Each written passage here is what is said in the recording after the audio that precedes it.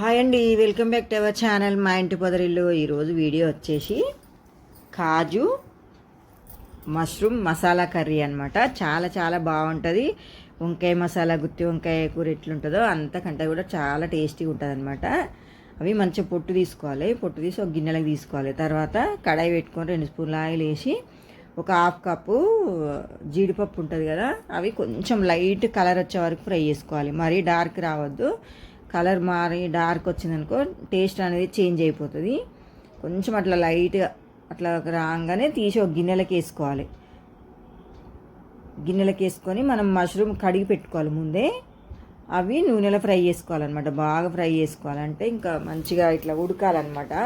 Water అనేది బయటకు release కావాలన్నమాట. కొంచెం లైట్గా ఉప్పు వేసుకోవాలి. కొంచెం ఉప్పు వేసుకుంటే ముక్కలు మష్రూమ్ ముక్కలు సప్పగా ఉండకుండా కొంచెం ఉప్పు పడతాయి అన్నమాట. మంచిగా బాగా కలపాలి. ఉప్పు వేసిన తర్వాత మంచిగా కలుపుకుంటే 1 నిమిషం పాటు కలుపుకొని ఉడికించుకోవాలి. ఇగో నీళ్ళు అనేది ఇట్లా బయటకు వచ్చేస్తాయి అన్నమాట. మష్రూమ్లా మంచిగా ఫ్రై అయినట్టు. మరీ ఎక్కువసేపు కూడా ఫ్రై చేసుకోవద్దు. ఫ్రై కాగానే తీసి ఒక గిన్నెలకు వేసుకోవాలి. ఇంకా అవి కూడా గిన్నెలకు తీసేసుకోవాలి. తీసి పక్కకు పెట్టుకోవాలి. ఇప్పుడు మళ్ళీ కొంచెం ఆయిల్ వేసుకోవాలి. 1 స్పూన్ అంతా వేసుకొని ఉల్లిగడ్డ, పచ్చిమిర్చి వేసుకోవాలి. కొంచెం 1 ఇంచు దాల్చిన చెక్క, లవంగాలు, ఇలాచీలు, కొంచెం సాజీరా, 1 బిర్యానీ ఆకు వేసుకొని 1 పిడికెడంతా జీడిపప్పు వేసుకోవాలి. 1 పెద్ద టమాటా, పెద్దదైతే 1, చిన్నది అయితే 2 టమాటాలు వేసుకోవాలి. వేసుకొని మంచిగా ఫ్రై చేసుకోవాలన్నమాట. టమాటా మొత్తం మగ్గాలి. మంచిగా మూత పెడితే తొందరగా మగ్గుతుంది అనమాట.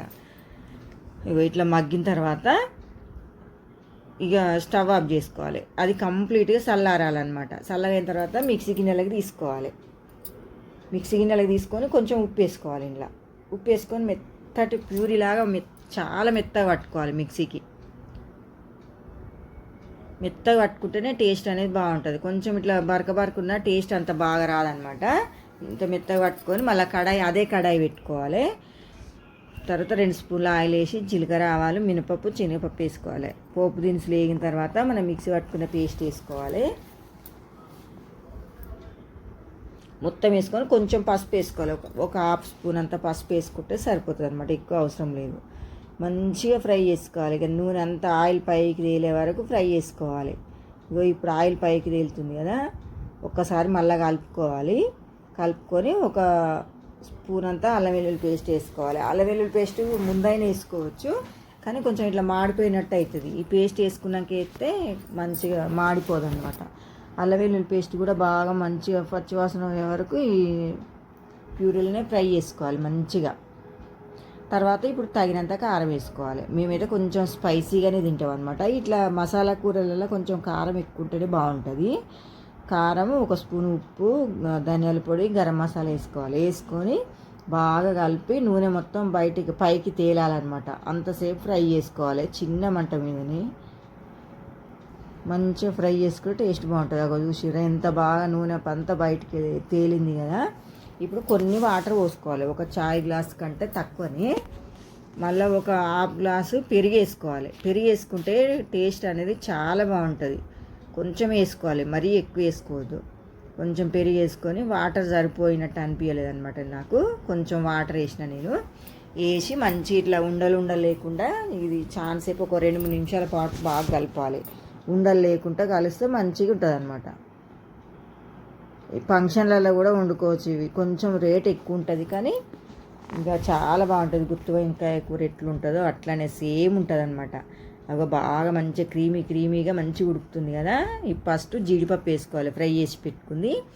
తర్వాత మష్రూమ్స్ కూడా వేసుకోవాలన్నమాట.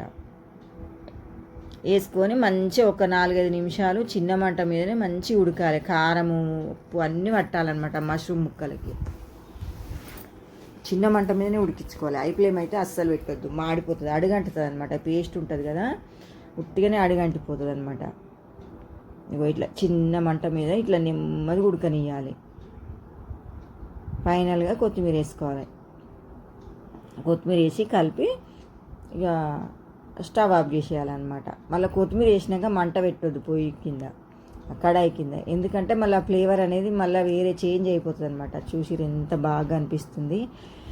జీరా rice, bagara rice, white rice, phulka, rumal roti, మామూలుగా గోధుమ పిండి చపాతి, దేంట్లోకైనా చాలా చాలా బాగుంటుంది.